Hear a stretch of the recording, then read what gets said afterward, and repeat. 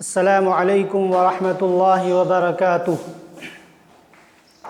ان الحمد للہ والصلاة والسلام علی رسول اللہ وآلہ وصحبہ ومن والاه۔ عزیز طلبہ، آپ کے روبرو سبع المعلقات کا تیسرا درس لے کر کے حاضر ہیں۔ اس سے پہلے کے درس میں جو لاسٹ شعر ہم نے پڑھا تھا وہ یہ تھا کہ اذا قامت تزوع المسک منہما نسیم الصبا جاءت بری القرنفلی۔ یہ شعر ہم نے پڑھا تھا۔ اس کے بعد کا شعر دیکھیں، کہا امرؤ القیس نے ففاضت دموع العین منی صبابة على النهر حتى بل دمعی محملی۔ فاض یفیض، باب ضربہ یضرب سے، جس کا معنی ہوتا ہے بہنا۔ فاضت ای سالت، تو فاض یہ سالہ کے معنی میں ہے، سالہ یسیل بہنے کے معنی میں ہے، اور مؤنث کا صیغہ ہے، فعل ماضی ہے۔ اور دموع دمع کی جمع جس کا معنی ہوتا ہے آنسو، عین کے معنی آنکھ، اور صبابہ، صبابہ اصل میں صبا یا سبو باب نصرہ سے آتا ہے، جس کا معنی ہوتا ہے کسی کی محبت میں بہہ جانا، کسی پر فریفتہ ہو جانا، سوز سے عشق جسے کہا جاتا ہے۔ علی النہر، نہر کا معنی ہوتا ہے سینے کا اوپری حصہ، سینے کا اوپری حصہ، یہ سینہ ہے پورا اور اس کا اوپری حصہ، اس کو نہر کہا جاتا ہے۔ اعلی الصدر لکھا ہوا ہے۔ حتی بلّا، بلّا یا بلو کے معنی ہوتے ہیں بھگانا، تر کرنا، بھگانا تر کرنا، باب نصرہ سے آتا ہے۔ اور دمع آ چکا، اس کے معنی کیا ہوتے ہیں؟ آنسو۔ اور محمل، محمل اس کا معنی ہوتا ہے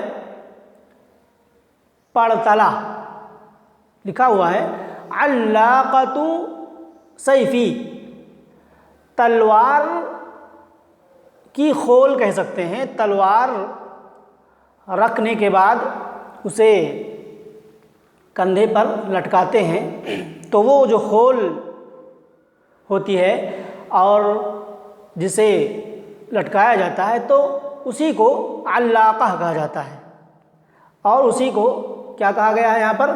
محمل، اسی کو محمل کہا گیا ہے۔ تو یہ معنی ہوا۔ ترجمہ دیکھیں کیا کہا شاعر نے؟ ففاضت دموع العین منی صبابة على النحر حتى بل دمعی محملی۔ شاعر نے کہا کہ پچھلی محبوباؤں کو یاد کر کے، ان کی خوبیوں کو یاد کر کے شاعر کہتا ہے کہ میری آنکھ کے آنسو بہہ پڑے، میری آنکھ کے آنسو بہہ پڑے۔ کیوں بہہ پڑے؟ صبابتاً، سوزش عشق کی بنا پر، انتہائی محبت اور ان پر فریفتہ ہونے کی بنا پر کی وجہ سے میری آنکھ کے آنسو بہہ پڑے، ان کو یاد کر کے اور ان کی خوبیوں کو یاد کر کے۔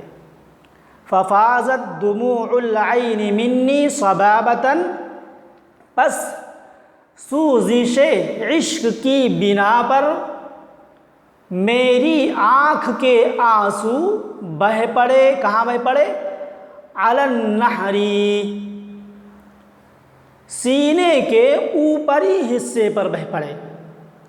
حتی بلّا دمعی محملی، یہاں تک کہ میرے آنسوؤں نے میری تلوار کے پڑتلے کو بھگو دیا۔ یہ اس شعر کا ترجمہ ہوا۔ شاعر کیا کہہ رہا ہے؟ شاعر یہ کہہ رہا ہے کہ جب میں نے اپنی پچھلی محبوباؤں کو یاد کیا، ان کی خوبیوں کو یاد کیا، تو یاد کرنے کے بعد میری آنکھوں کے آنسو بالکل بہہ پڑے، اور اس قدر آنسو گرے کہ آنسو کہاں پر آ رہے تھے؟ سینے کے اوپری حصے پر بہہ پڑے، سینے کے اوپری حصے تک بہہ بہہ کر کے آ رہے تھے۔ ظاہر سی بات ہے کہ جب آنسو بہت زیادہ ہوں گے تبھی وہ سینے پر اور سینے کے اوپری حصے تک بہہ کر کے آئیں گے۔ اور اتنے آنسو گرے کہ آنسوؤں نے میری تلوار کے پڑتلے کو، یعنی تلوار جس خول میں رکھی ہوئی تھی اور میں کندھے پر لٹکایا ہوا تھا، تو تلوار کا وہ پورا پڑتلا، پورا خول بھیگ گیا، آنسوؤں نے بھگو دیا، اس قدر میں رویا۔ یہ شاعر کہہ رہا ہے ففاضت دموع العین منی صبابتاً علی النہر حتی بلّا دمعی محملی۔ تو فاضت یہ فعل ہے، اور دموع العین مضاف اور مضاف الیہ مل کر کے فاضت کا کیا ہے؟ فاعل ہے۔ اور صبابتاً منصوب کیوں ہے؟ یہ مفعول لہو یا مفعول لاجلہ کہہ سکتے ہیں، مفعول لاجلہ ہے۔ اور علی النہر یہ جار مجرور مل کر کے فاضت کا متعلق ہے، اور حتی کے بعد بلّا جو ہے، بلّا فعل ہے، اور دمعی یہ مضاف الیہ مل کر کے کیا ہے؟ بلّا کا فاعل ہے، اور محملی یہ مضاف الیہ مل کر کے کیا ہے؟ بلّا کا مفعول بہ ہے۔ تو بلّا اپنے فاعل مفعول بہ سے مل کر کے کیا ہو جائے گا؟ مجرور ہو جائے گا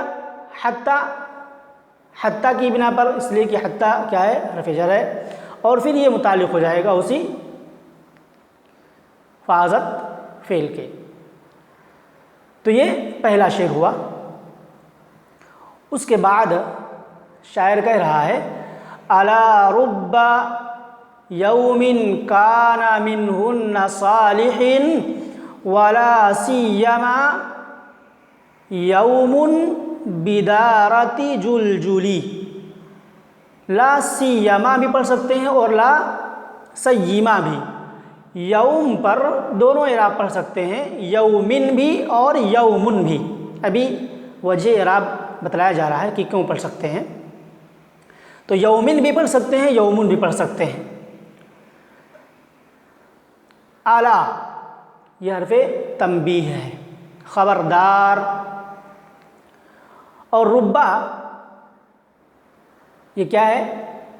حرف جر ہے، اور ربا یہ کبھی تقلیل کے لیے آتا ہے، کبھی تکثیر کے لیے آتا ہے۔ تقلیل کے لیے بھی بولا جاتا ہے اور تکثیر کے لیے بھی آتا ہے۔ آپ نے مثال دیکھی ہوگی، رب رجل کریم لقیتہ، بہت سے شریف مرد جن سے میں نے ملاقات کی۔ اور یہاں پر تو تکثیر کے لیے تھا، تقلیل کی مثال رب عالم یعمل بعلمہ، بہت کم ایسے عالم ہیں جو اپنے علم کے مطابق عمل کرتے ہیں، بہت کم ایسے علم رکھنے والے یعنی عالم ہیں جو اپنے علم کے مطابق عمل کرتے ہیں۔ تو ربا تقلیل کے لیے بھی ہوتا ہے، تکثیر کے لیے، یہاں تکثیر کے لیے ہے۔ صالح کا مطلب نیک، اچھے، اور لا سیما، لا سیما، تو یہ لا سیہ اصل میں ہے، اور ما یہ زائدہ ہے، یا ما کو آپ موصولہ بھی مان سکتے ہیں، اور یہ کس کے لیے آتا ہے؟ استثناء کے لیے، تخصیص کا معنی پیدا کرنے کے لیے آتا ہے۔ اور ظاہر سی بات ہے کہ سیاہ کے بعد ما زائد ہے، تو یہ سیاہ مضاف اور یومن مضاف الیہ، مضاف الیہ ہونے کی بنا پر یومن کیا ہوا؟ مجرور ہو گیا۔ یا یہ کہ سیاہ یہ مبتدا ہے اور یوم خبر ہے، خبر کی بنا پر یومن کو مرفوع پڑھ سکتے ہیں۔ تو یہ دو اعراب ہو سکتا ہے، لا سیما کے بعد یوم پر یومن بھی پڑھ سکتے ہیں مضاف الیہ مان کر کے، اور یومن بھی پڑھ سکتے ہیں خبر مان کر کے، اور سیاہ کے بعد جو ما ہے جڑا ہوا ہے اسی کے ساتھ، وہ ما یا تو زائد ہے، آپ زائد مانیں، یا ما مائے موصولہ مانیں۔ بدارت جلجلی، دار جلجل یہ ایک حوض کا نام ہے، دار جلجل یہ ایک حوض کا نام ہے، اور دار جلجل سے جڑا ہوا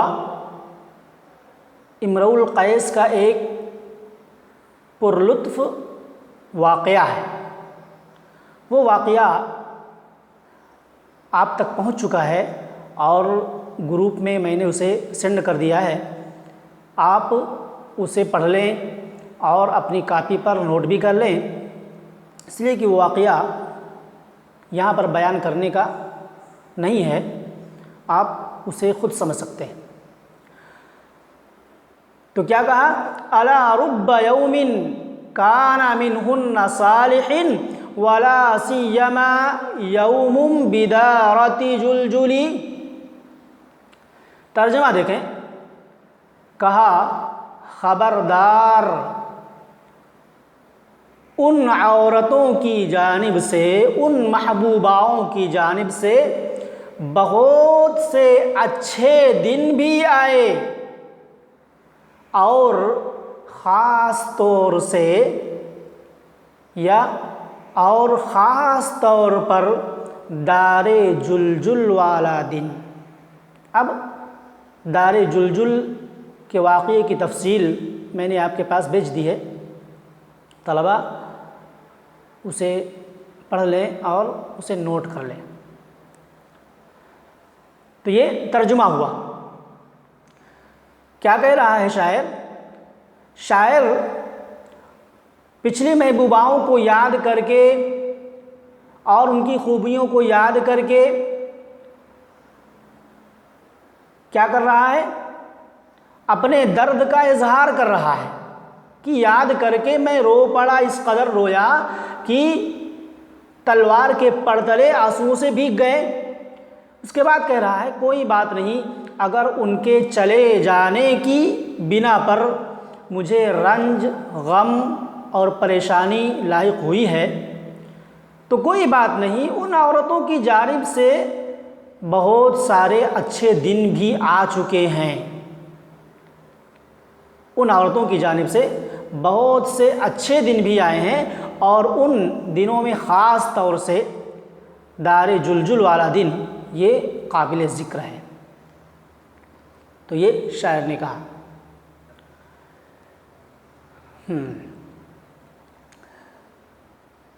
اس کے بعد کہا وَيَوْمَ عَقَرْتُ لِلْعَذَارِ مَقِيَّتِي فَيَا عَجَبَ مِنْ كُورِهَا الْمُتَحَمَّلِ۔ وَيَوْمَ عَقَرْتُ، عقرہ یا عقیرو کے معنی ہوتے ہیں ذبح کرنا، کوچے کاٹ دینا۔ قرآن مجید میں بھی استعمال ہوا ہے لفظ فَعَقَرُوهَا فَأَصْبَحُوا نَادِمِينَ۔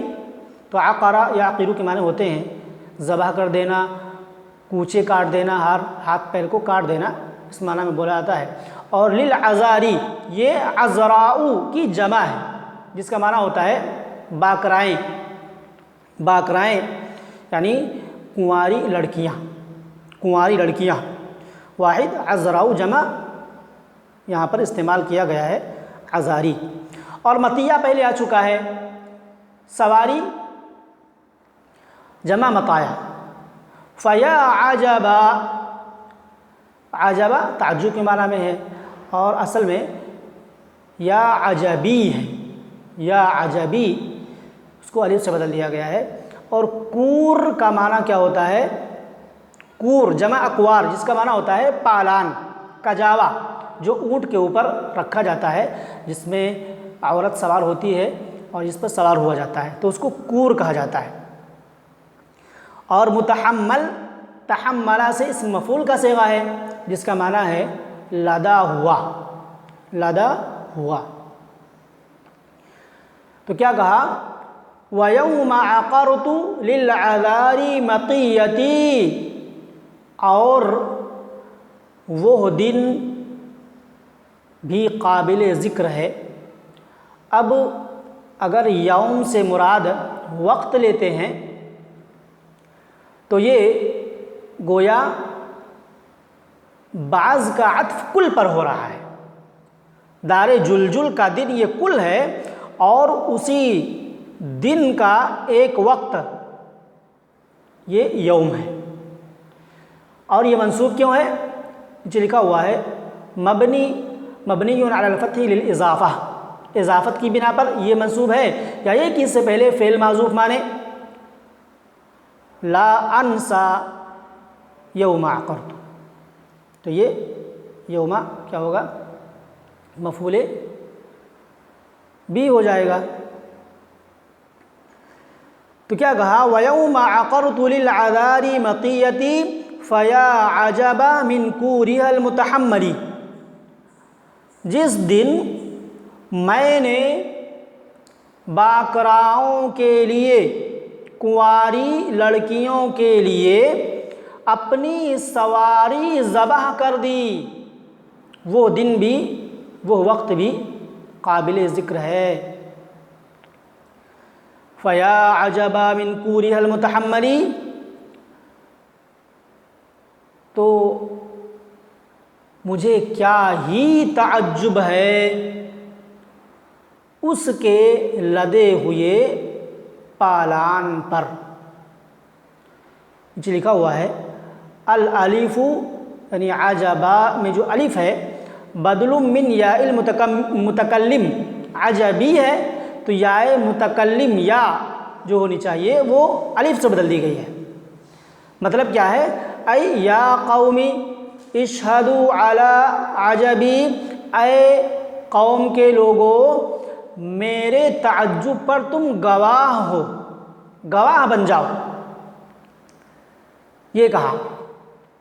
ترجمہ کیا ہوا کہ وہ دن یا وہ وقت قابل ذکر ہے جس دن یا جس وقت میں نے باکراؤں کے لیے، دوشیزاؤں کے لیے، کنواری لڑکیوں کے لیے کیا کیا؟ اپنی سواری کو ذبح کر دیا۔ آپ دار جلجل کا واقعہ پڑھیں گے تو پھر اس شعر سے اس کا ربط ملے گا، پھر سمجھ میں آئے گا۔ تو کہا کہ وہ دن بھی قابل ذکر ہے، یا وہ وقت بھی قابل ذکر ہے، یا وہ دن میں بھلا نہیں سکتا جس دن میں نے باکراؤں کے لیے اپنی سواری ذبح کر دی، پس مجھے اس کے لدے ہوئے ہودج، کور کا معنی پالان، کجاوا، کجاوے پر تعجب ہے، کیا ہی تعجب ہے۔ یہ شاعر نے کہا تو یوما منصوب ہے یا تو فعل محذوف مانے ولا انسا، یا یہ کہ اضافت کی بنا پر مبنی علی الفتح ہے، اور عقرت فعل ہے، انا کی ضمیر فاعل ہے، اور للعذاری یہ جار مجرور اسی سے متعلق ہے، اور مقیتی مضاف اور مضاف الیہ مل کر کے کیا ہے عقرتو کا مفعول بھی ہے، اور یا حرف ندا ہے، اور عجبا یا اصل میں عجبی تھا اور یا کے بدلے میں الف بڑھا دیا گیا ہے، اور من حرف جار ہے، کور یہ موصوف ہے مضاف ہے، اور ہا یہ مضاف الیہ ہے، اور ہا سے مراد یہ امرؤ القیس کی سواری ہے جس سواری کو اس نے ذبح کر دیا تھا، اور المتحمل یہ کیا ہے کور کی صفت ہے۔ تو امرؤ القیس نے ان باکراؤں کے لیے، جوان کنواری لڑکیوں کے لیے اپنی سواری کو، جس سواری پر وہ سوار ہو کر کے آیا تھا اور جس پر ہودج اور وہ کجاوا لگا ہوا تھا اس کو ذبح کر دیا، پھر اپنی سواری کے کجاوے کو کیا کیا، اپنی محبوبہ عنیزہ کے اونٹ پر لاد دیا۔ اب جب ان لڑکیوں نے دیکھا کہ اس نے اپنی سواری کو ذبح کر دیا اور اس کا کجاوا باقی رہ گیا، اب یہ کیسے جائے گا، تو کیا کیا عنیزہ نے جو اس کی خاص محبوبہ تھی، اس نے اپنی سواری پر اس کے کجاوے کو لگا لیا۔ جب دیکھا کہ ایک ایسی چیز سامنے آ گئی جس کی میں امید ہی نہیں کرتا تھا کہ میری محبوبہ عنیزہ اتنی آسانی کے ساتھ یعنی مجھے اپنے بغل میں سوار کر لے گی اور میرے کجاوے کو لگا لے گی، تو اسی پر تعجب کر رہا ہے۔ آگے تفصیل بتلا رہا ہے کہ جب میں نے اپنی سواری کو ذبح کر دیا تو پھر گوشت کتنا زیادہ نکلا اور کتنی فراوانی کے ساتھ میں نے ان باکراؤں کو گوشت کھلایا، یہ بتلایا۔ تو کہا فَظَلَّ الْعَذَارِي يَرْتَمِينَ بِلَحْمِهَا وَشَامٍ كَهُدَّابِ الدِّمَقْسِ الْمُفَتَّلِ، جب گوشت نکال کر کے بالکل تیار کر دیا تو کہہ رہا ہے کہ باکرائیں، وہ جوان کنواری لڑکیاں گوشت کھا کھا کر کے تھک گئیں اور کیا کرنے لگی، فَظَلَّ الْعَذَارِي يَرْتَمِينَ بِلَحْمِهَا، اس کے گوشت کو پھینکنے لگی، اور کس کو پھینکنے لگی، وَشَحْمٍ كَهُدَّابِ الدِّمَقْسِ الْمُفَتَّلِ، اور اس چربی کو پھینکنے لگی جو چربی کیسی تھی، ریشم کے بٹے ہوئے چھور کے مانند، جھالر کے مانند تھی، اور ریشم کے بٹے ہوئے چھور کے مانند چربی کو وہ پھینکنے لگی، کھا کھا کر کے اس قدر وہ کیا ہو گئی، آسودہ ہو گئی کہ گوشت اور چربی کو پھینکنا شروع کر دیا۔ تو ذلہ کا اسم، ذلہ جو فعل ناقص ہے اس کا اسم کیا ہے، عذاری، اور یرتمین بلحمہا، اور پھر اسی پر بلحمہا پر عطف ہے، وشحم، اور پھر اس شحم کی صفت آگے آ رہی ہے۔ تو یہ ذلہ اپنے اسم اور خبر سے مل کر کے، متعلق سے مل کر کے کیا ہوگا، جملہ اسمیہ خبریہ ہو جائے گا۔ تو شاعر اس شعر کے اندر کیا کہہ رہا ہے کہ میری سواری کے اندر اتنے زیادہ گوشت نکلے کہ وہ سب باکرائیں کھا کر کے بالکل تھک گئیں، آسودہ ہو گئیں، اور گوشت کو اور اچھی قسم کی چربیوں کو بھی انہوں نے پھینکنا شروع کر دیا۔ تو یہ 4 اشعار آج کے درس میں آپ کے سامنے آئے، اور آج کا درس آپ نے صحیح طور پر سمجھا ہوگا۔ اگر سمجھ میں نہ آیا ہو تو پھر بار بار سنیں اور سمجھنے کی کوشش کریں۔ ھذا وباللہ التوفیق، والسلام علیکم ورحمۃ اللہ وبرکاتہ۔